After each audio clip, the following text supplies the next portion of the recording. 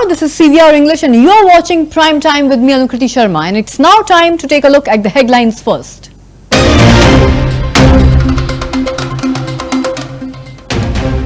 The nation remembers Chacha Nehru pays tributes to its first Prime Minister.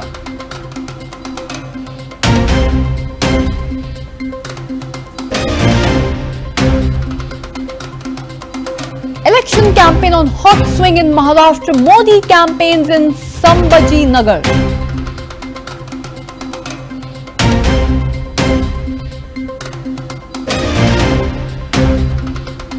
Triple R elected as Deputy Speaker of AP Assembly. Chandrababu and Pawan Kalyan accompanied to the podium.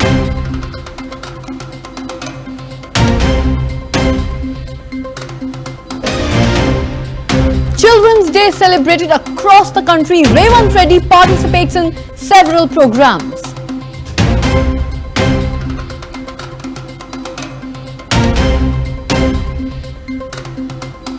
Tulsi Gabbard is now appointed as the Director of National Intelligence, the first Hindu to become the US lawmaker.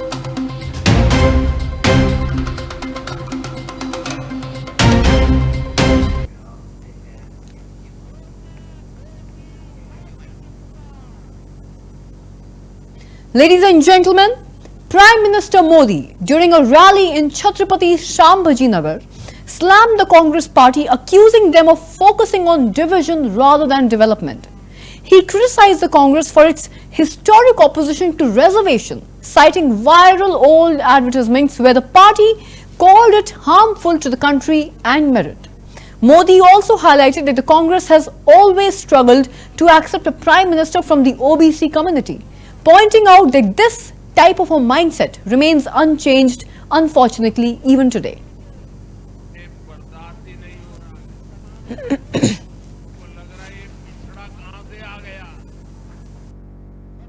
इसलिए कांग्रेस के शहजादे विदेश में जाकर खुलेआम बयान देते हैं कि वो आरक्षण को खत्म कर देंगे। भाइयों बहनों, अब अपने एजेंडे को लागू करने के लिए, उसे आगे बढ़ाने के लिए कांग्रेस और अघाड़ी एससी, एसटी, ओबीसी को छोटी छोटी जातियों में बांटने का षड्यंत्र रच रहे हैं। कांग्रेस यहां माड़ी समाज को गवंडी समाज से लड़वाना चाहती है। कांग्रेस लोहार को सुतार से लड़वाना चाहती है। कांग्रेस चाहती है कि सोनार और कुंभार में जाति के नाम पर लड़ाई हो जाए। ये लोग वाणी और तेली जैसे समाजों को आपस में लड़ाना चाहते हैं। ये नावी धोबी को लड़वाने की फिराक में है। कांग्रेस सोच रही है कि ओबीसी जातियों में बटेगा तो उसकी ताकत कम हो जाएगी, और जब समाज की ताकत कम हो जाएगी तो कांग्रेस को बैठे बैठे ही फायदा मिल जाएगा। यही से कांग्रेस के लिए सत्ता में वापसी क्या मौके की तलाश चल रही है, और जैसे ही कांग्रेस को सरकार में आने का मौका मिला तो वो एससी, एसटी, ओबीसी का आरक्षण रोक देंगे। इसलिए एससी, एसटी, ओबीसी को इन साजिशों का शिकार नहीं होना है। और इसलिए भाइयों बहनों, हमें जागरूक रह करके एकता को बल देना है, एकता की ताकत को बढ़ाना है, एकता के मंत्र को जीना है। और इसलिए हमें याद रखना है, हम एक हैं तो सेफ है, हम एक हैं, हम एक हैं तो, हम एक हैं तो। साथियों, मैं आज देशभक्तों की इस भूमि मराठवाड़ा की धरती से एक ने बर्दाश्त ही नहीं हो रहा है।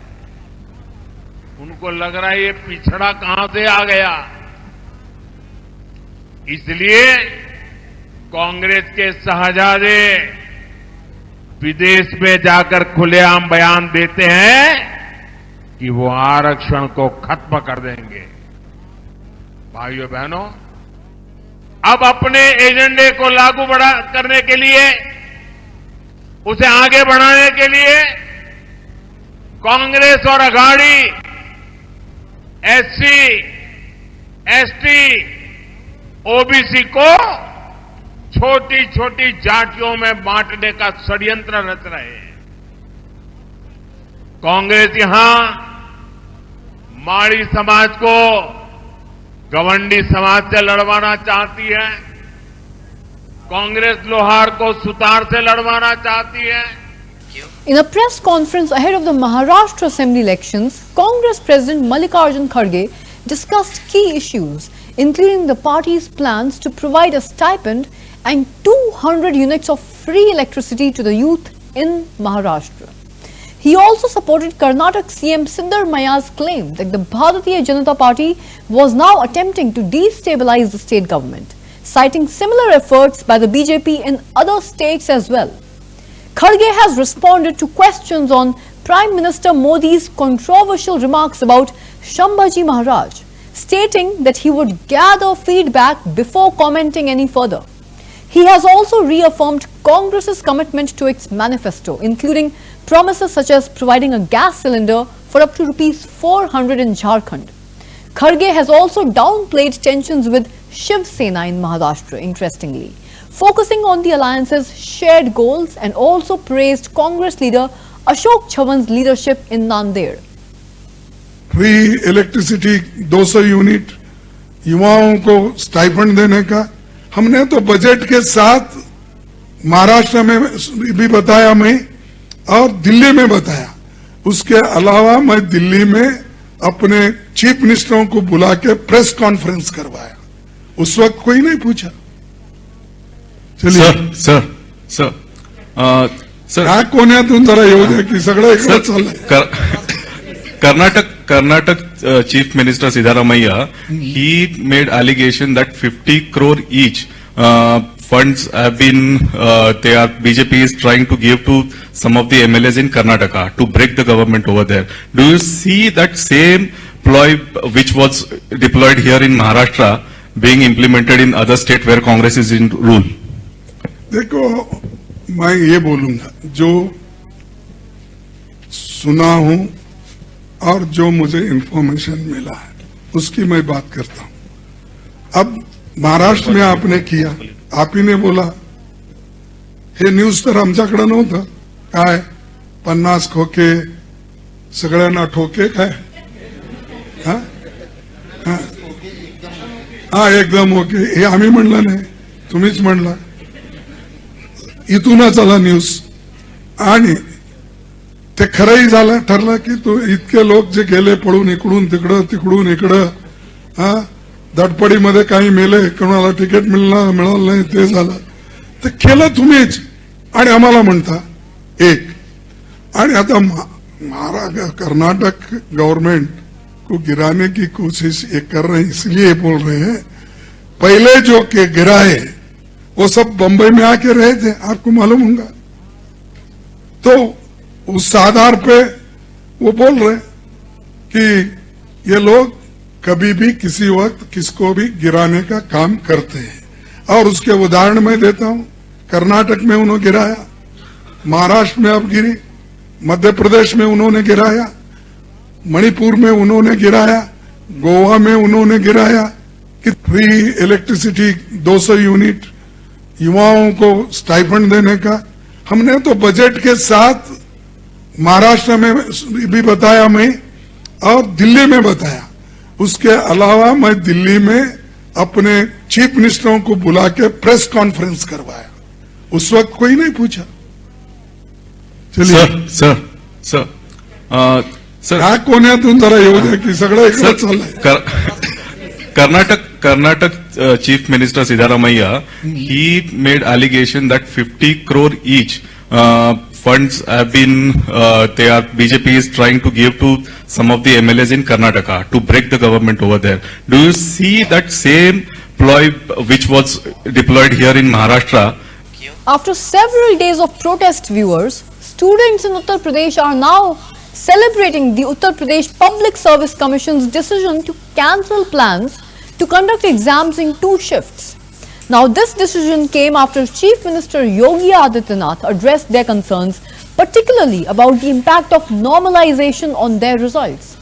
Students, in fact, including those from the coaching institutes, expressed their relief and happiness, with many thanking the government for taking their demands seriously. However, they are still waiting for the official exam date to be announced, hoping for clarity soon in order to ensure proper preparation for the upcoming exams. The protests, which initially caused frustration, have now turned into celebrations as students feel like their voices have been heard.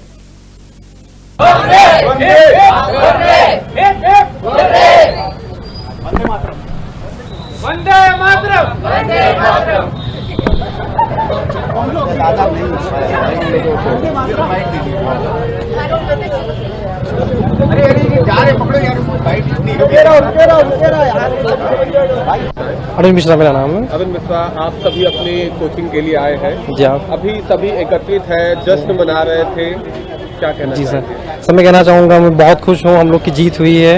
हम लोग 4 दिन से बच्चे लगे हुए थे, काफ़ी मेहनत की, आज काफ़ी थोड़ा सा उन पे वायलेंस भी हुआ, लेकिन काफ़ी अच्छा है, हम लोग काफ़ी खुश हैं सर। सीएम योगी ने स्वतः संज्ञान लिया है आप लोग की मांग जो थी। अब कहीं ना कहीं आप फैसला आपके पक्ष में आया है, इसको लेकर कितनी खुशी हो रही है? सर हम लोग बहुत खुश है सर, ये वरना हम लोग नॉर्मलाइजेशन एक बहुत ही हम लोग के लिए तो अच्छा नहीं था सर, मतलब हम लोग के लिए काफ़ी ज़्यादा प्रोटेस्ट किए बच्चे, अच्छा हुआ। थैंक्स, मैं उनके धन्यवाद देना चाहूँगा सर को, जो उन्हें इन्वॉल्व हुए और फिर हम लोग के पक्ष में फैसला आया। जानवी, आप अभी यहाँ आप सभी एकत्रित होकर जश्न मना रहे थे। हाँ। आप क्या कहना चाहेंगे? एक्चुअली मेरा तो इस साल अटेम्प्ट भी नहीं था, बट मैं बहुत हैप्पी हूँ अपने दोस्तों के लिए कि जो इतनी नॉर्मलाइजेशन को कैंसिल कर दिया गया है। I am really happy for them. और मुझे लगता है कि एक टाइम पे एक ही पेपर, एक ही शिफ्ट रखना चाहिए, और मुझे बहुत खुशी है कि जो भी प्रोटेस्ट हुआ वो सफल हो गया है। सीएम योगी ने स्वतः संज्ञान लिया है, जी, लेकर क्या कहेंगे? मुझे इसके बारे में कोई नॉलेज नहीं है, but thank you so much for this, इतना ही पता है मुझे। प्रशंसा सिंह, मनीषा, आपके कोचिंग के नीचे आप सभी एकत्रित हैं, इसका उद्देश्य क्या है, क्या कहना चाहिए? बेसिकली मैं पीसीएस के सभी विद्यार्थियों की ओर से माननीय श्री मुख्यमंत्री जी को धन्यवाद देना चाहती हूँ कि उन्होंने मामले की गंभीरता को समझा, हम विद्यार्थियों के कंसर्न को समझा और परीक्षा को एक शिफ्ट में कराने का आदेश पारित किया। तो उसके लिए मैं तहे दिल से उनका हृदय से धन्यवाद करना चाहती हूँ और थैंक यू। उम्मीद करती हूँ कि आगे भी वो छात्रों की सभी समस्याओं को सुनेंगे और उस पर गौर समझेंगे। आप सभी बीते 4 दिनों से अपनी मांगों को लेकर प्रयागराज समेत तमाम जगहों पे बैठे थे, अब सीएम ने स्वतः संज्ञान लिया है, इसको किस नजर से देखती हैं आप? क्योंकि वो हमारे ही चुने हुए प्रतिनिधि हैं, तो हम उम्मीद करते हैं कि वो आगे भी हमारी समस्याओं पे गौर करेंगे और अभी जो उन्होंने निर्णय पारित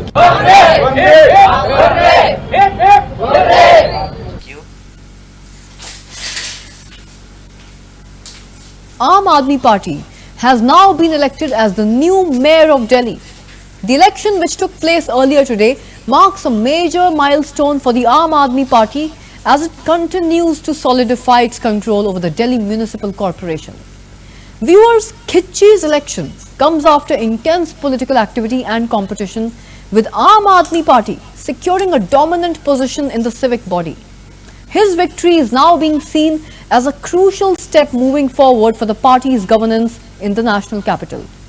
And now in his new role, Khitchi is expected to focus on addressing key issues such as improving sanitization, enhancing infrastructure, and also driving the public welfare programs throughout the city. His leadership is seen as pivotal in ensuring that the Aam Aadmi Party continues its developmental agenda across Delhi.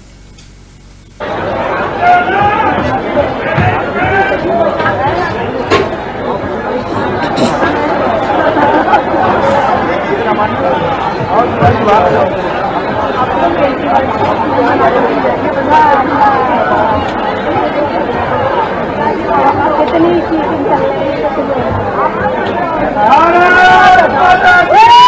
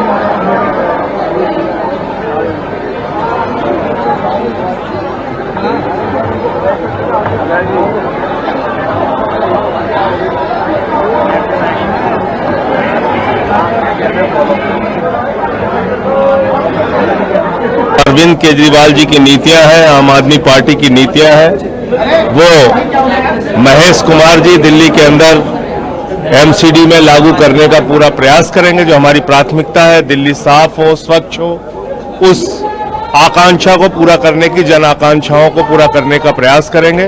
आम आदमी party की ओर से, केजरीवाल जी की ओर से, एक एक कार्यकर्ता की ओर से, अपने पार्षदों की ओर से मैं बहुत बहुत बधाई महेश कुमार जी को देना चाहता हूं।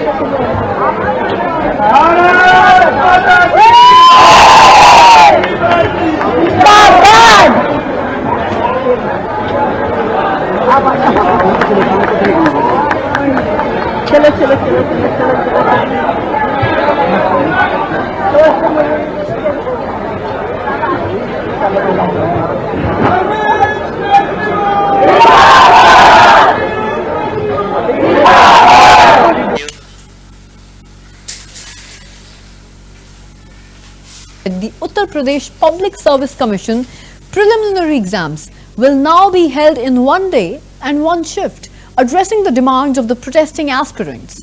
Maurya has wished the candidates well and he has urged them to focus now solely on their exam preparations. He also criticized the Samajwadi Party, accusing them of mishandling the protests during Akhilesh Yadav's tenure, where students were allegedly beaten and FIRs were filed against them.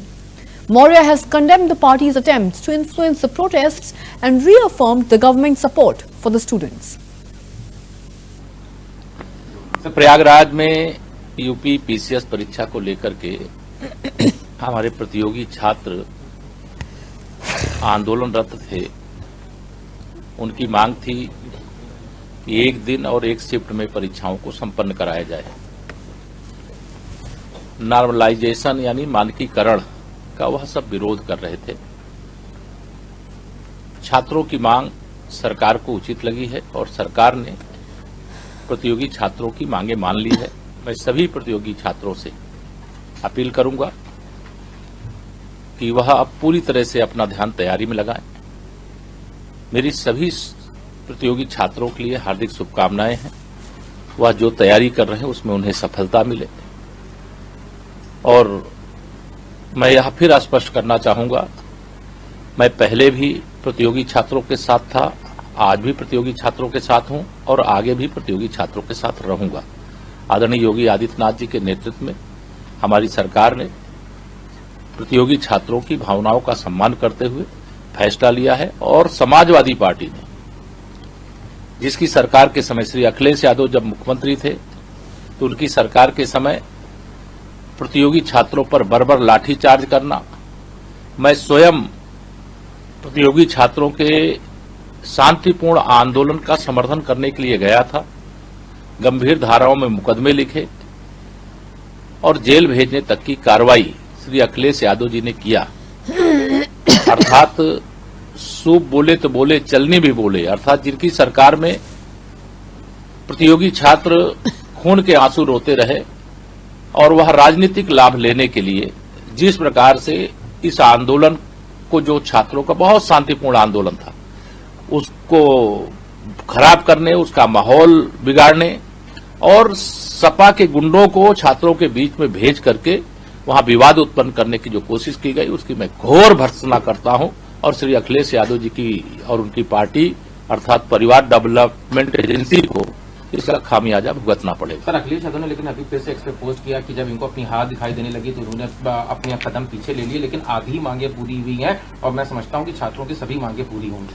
मैंने कहा Viewers, in a major breakthrough, the Firozpur police have now recovered 11 illegal pistols and 21 magazines from a group of criminals.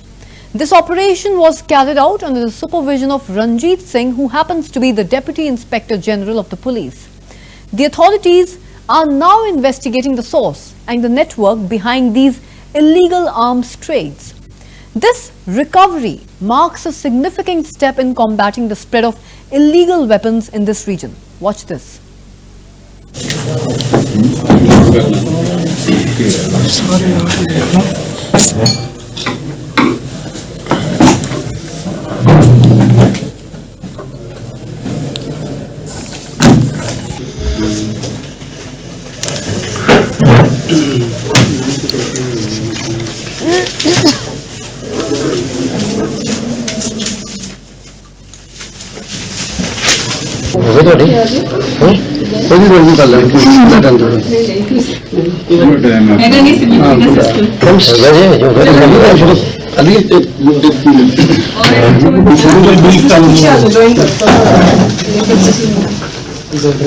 आएगी तो सेडा नहीं ना आती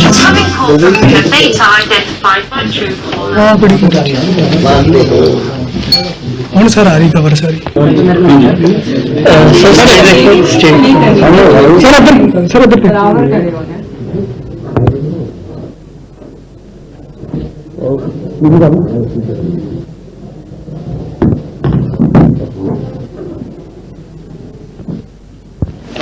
sir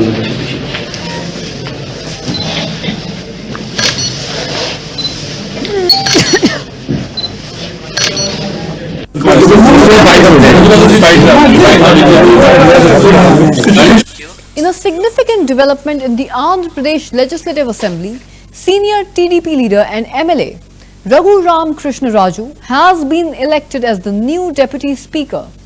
Speaker Ayanna Patradu announced in the House today that Raghu Ram was elected unanimously and congratulated him on his appointment.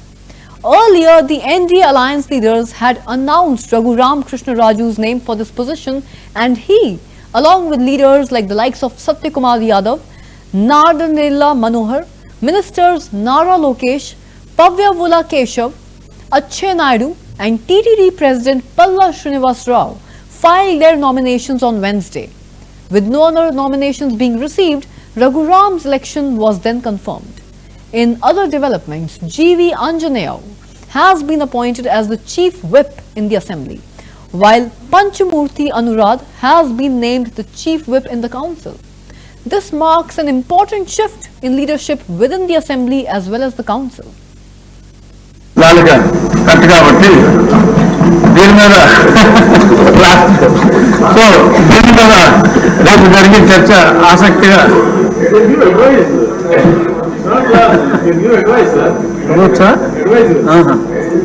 So ఇది నా personal ఒపీనియన్లో అంటే నేను వేసిన కేసు కూడా ఇప్పుడు అప్పుడు కొట్టివేయమని అడిగాం, ఇప్పుడు కొట్టివేయకూడదు కాబట్టి నా కేసు కూడా ఇంకా ఇన్ఫ్రాస్ట్రక్చర్స్గా నేను వెనక్కి తీసుకుంటాను. రామకృష్ణబాబు గారు కూడా అసెట్ ఉండాలి కాబట్టి అప్పుడు మనతో కూర్చొని అంటే ఇంత దారుణం అని తెలియదు. 500 కోట్లు ఖర్చు పెట్టారు కాబట్టి అది రాష్ట్ర అసెట్గా భావించి దాన్ని తెలివిగా దానిగా కట్టు కాబట్టి దీని మీద లాస్ట్ సో దీని మీద రేపు జరిగే చర్చ ఆసక్తిగా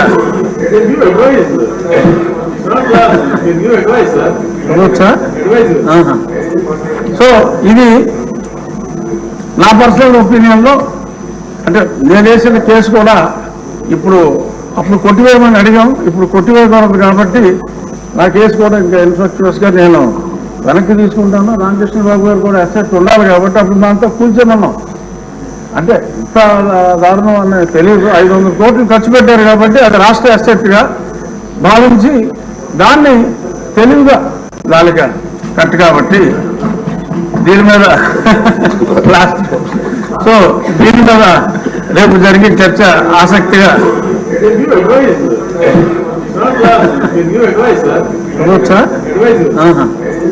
సో ఇది నా పర్సనల్ ఒపీనియన్లో అంటే నేను వేసిన కేసు కూడా ఇప్పుడు అప్పుడు కొట్టివేయమని అడిగాం, ఇప్పుడు కొట్టివేయకూడదు కాబట్టి నా కేసు కూడా ఇంకా ఇన్ఫ్రాస్ట్రక్చర్స్గా నేను వెనక్కి తీసుకుంటాను. రామకృష్ణ బాబు గారు కూడా అసెట్ ఉండాలి కాబట్టి అప్పుడు దాంతో కూర్చోమన్నాం. అంటే ఇంత దారుణం అని తెలియదు. 500 కోట్లు ఖర్చు పెట్టారు కాబట్టి అది రాష్ట్ర అసెట్గా భావించి దాన్ని తెలివిగా దానిగా కట్టు కాబట్టి దీని మీద లాస్ట్ సో దీని మీద రేపు జరిగే చర్చ ఆసక్తిగా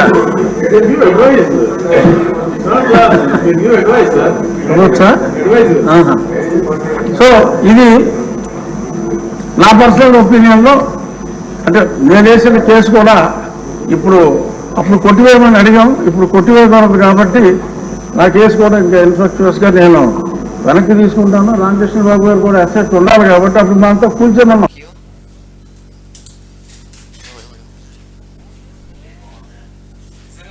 At his residence in Jubilee Hills here in Hyderabad.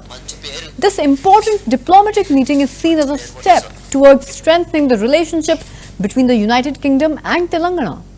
While the specifics of their conversation have not yet been revealed, such engagements often focus on enhancing cooperation in areas like trade, investment, education, along with significant cultural exchange. This meeting is expected to open up new avenues for collaboration that could probably benefit both Telangana and the UK.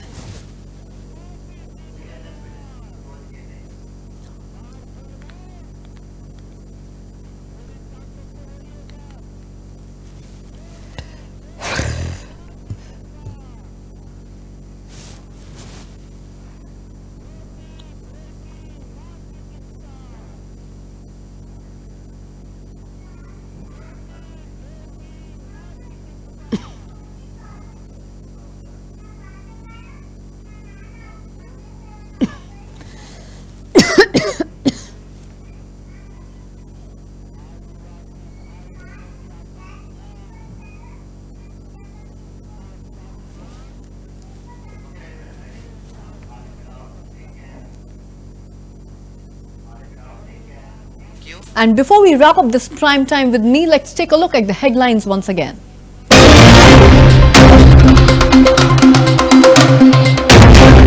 Nation remembers Chacha Nehru pays tribute to its first Prime Minister.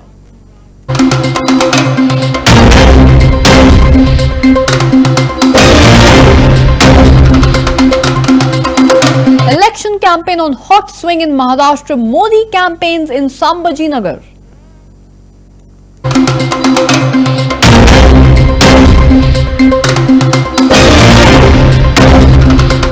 RRR elected as Deputy Speaker of AP Assembly. Chandrababu and Pawan Kalyan accompanied him to the podium.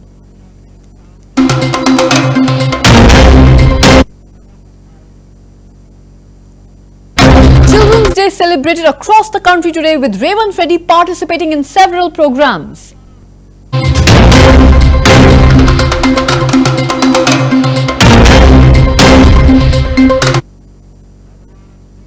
Tulsi Gabbard appointed as Director of National Intelligence, the first Hindu to become the US lawmaker.